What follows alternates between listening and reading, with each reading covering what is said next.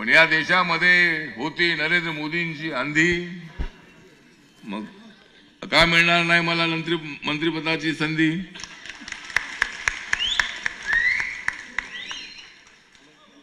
India आघाडीवर आम्ही निवडणुकीमध्ये आणली होती बंदी। इंडिया आघाडीवर आम्ही निवडणुकीमध्ये आणली होती बंदी।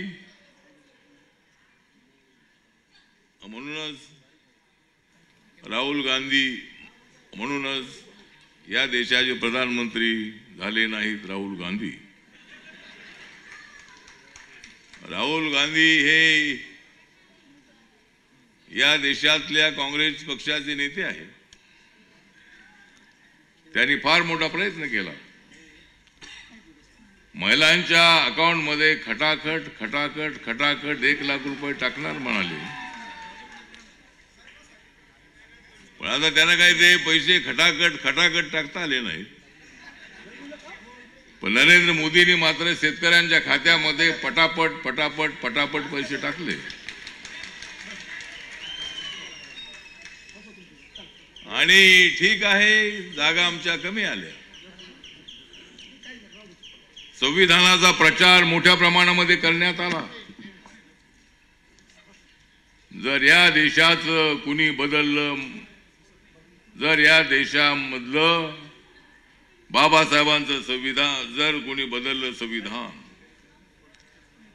बाबासाहेबांचं जर कोणी बदललं संविधान, तर त्याची जयभीमवाला घेऊन टाकेल जान।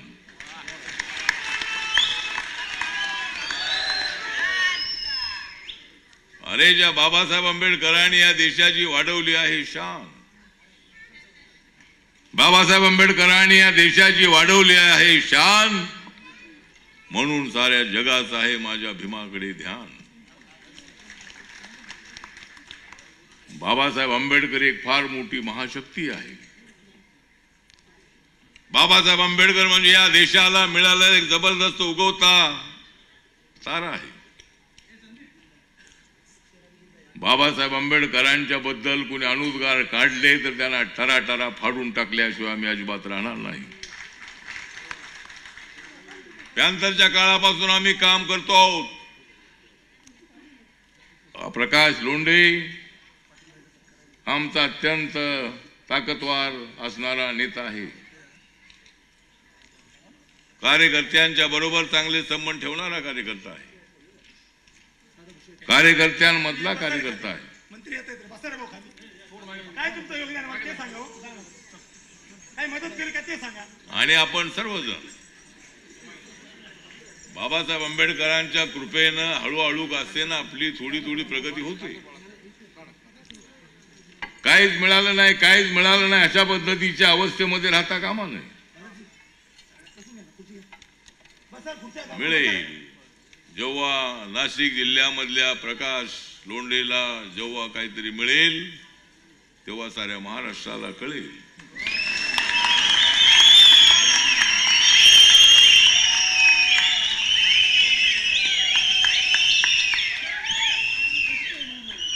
तर मिळेल, मला सुद्धा काय मिळेल असं वाटलं नव्हतं। मी तर सिद्धार्थ हॉस्टेलमध्ये राहणारा विद्यार्थी होतो। मला कधी पक्का घर मिळेल की नाही माहित नव्हतं। दिवसभर आणि रात्रभर सगळ्या महाराष्ट्राच्या कानाकोपऱ्यामध्ये घराघरापर्यंत वस्तीपर्यंत गावागावापर्यंत मी जाऊन आलो। कधी आम्हाला अशा पद्धतीचं काहीतरी मिळेल असं वाटलं नव्हतं।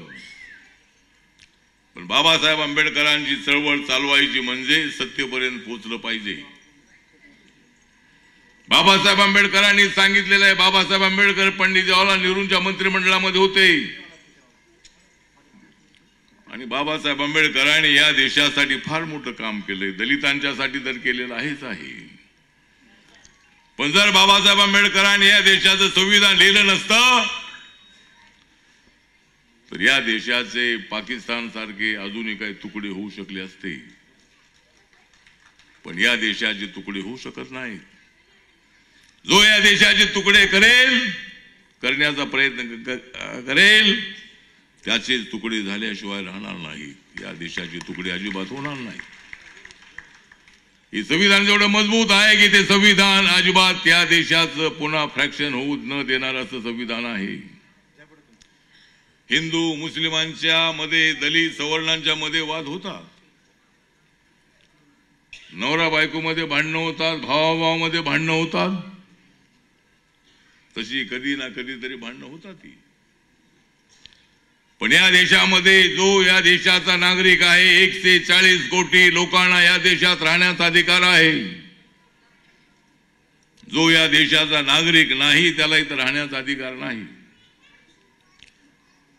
आणि हिंदू असेल, मुस्लिम असेल, शीख असेल, ईसाई असेल, बुद्धिस्ट असेल, जैन असेल, पारसी असेल, लिंगायत असेल, सगळ्या जाती धर्माच्या माणसांना देशात राहण्याचा अधिकार आहे. या देशामध्ये बाबासाहेबांची लोकशाही आहे. या देशामध्ये बाबासाहेबांचं संविधान आहे. माझ्या भीमाने फार मोठे कष्ट करून करून माझ्या समाजाला जाग केलं. काळाला मंदिराचा सत्याग्रह झाला. बाबासाहेब आंबेडकरांना कुठल्याही मंदिरामध्ये जाण्याची संधी नव्हती त्यांच्या समाजाला. बडोद्यामध्ये बाबासाहेबांचा पावला पावलावर अपमान होत होता. त्या ठिकाणच्या शिपाई फायली लांबून फेकत होता. बाबासाहेब आंबेडकर त्या ठिकाणी अभ्यास करत असताना किंवा लिहित असताना जर बाबासाहेबांना पाणी हवं असेल तर ते पाणी सुद्धा आणून दिलं जात नव्हतं. फार मोठ्या कष्टामध्ये बाबासाहेब आंबेडकर होते. आणि त्या सयाजी बागेमधल्या एका झाडाच्या खाली बाबासाहेब आंबेडकर आले. संकल्प केला त्यांनी की मी आता माझ्या समाजाच्या न्यायासाठी संघर्ष करत राहणार. जर तुम्ही विचार करा की जर बाबासाहेब आंबेडकरांनी नोकरीच केली असती तर आपलं काय झालं असतं राहुल? तुला पण गाणं म्हणता आलं नसतं, मला भाषण करता आलं नसतं. जर बाबासाहेब आंबेडकरांनी नोकरीच करायचं ठरवलं असतं तर आपलं काय झालं असतं? म्हणून बाबासाहेब आंबेडकरांचे उपकार आपण अजिबात विसरू नका. बाबासाहेब आंबेडकर म्हणजे आपला महामेरू आहे. बाबासाहेब आंबेडकरांनी आपल्या हातामध्ये निळा दिलेला आहे. आणि हा जो निळा आहे माझ्या हातामध्ये नेहमी निळा असतो. माझ्या हातात असतो नेहमी निळा. म्हणून काय लोकांचे उठतो पोटात गोळा. ठीक आहे, माझ्या हातामध्ये मी कुठेही गेलो मी मोदी साहेबांच्या सोबत आहे. एबीपी माझा, उघडा डोळे बघा नीट.